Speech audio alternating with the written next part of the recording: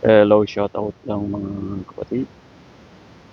Ito lang, pakita ko lang yung aking setup ng aking smokeless charcoal maker.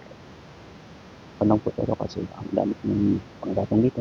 Kaya naman, mahal ang LPG. Kaya gagawin ko ito po yung aking setup.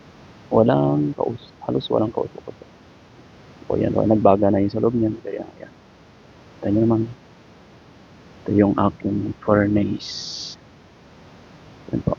Ayan, makikita nyo yung medyo masyadong malabo.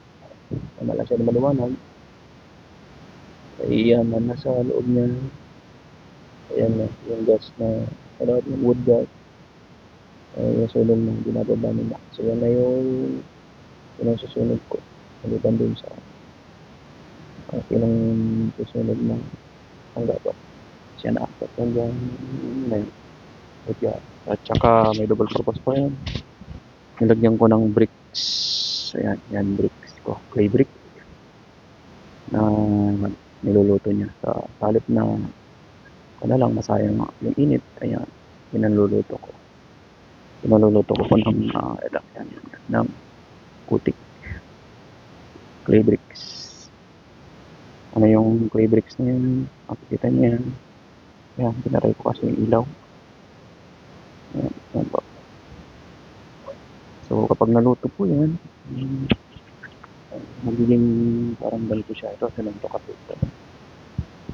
Ginawa ko ito dati kasi ito ang ito putik. Yung ginawa ko ng putik. Maganda. So mayroon siyang design.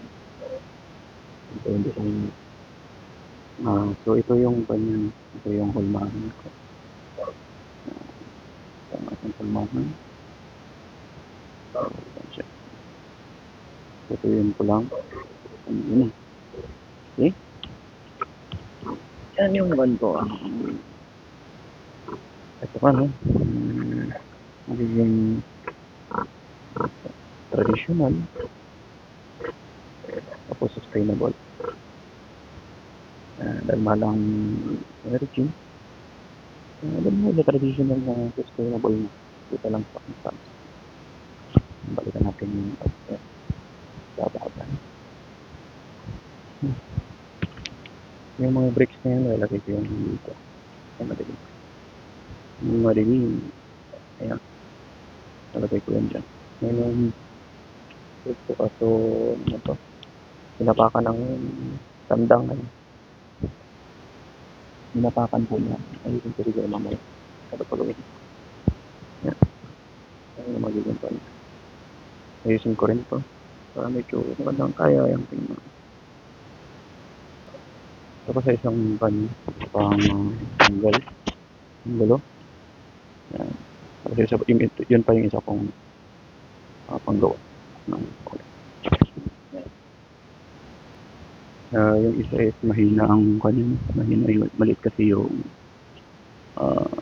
pugon niya. Yung kargahan ng panggatong mabagal. Maliit yung drum. Ano ulit yung isa? Dalawa. So magdadagdag pa ako dito pag may oras.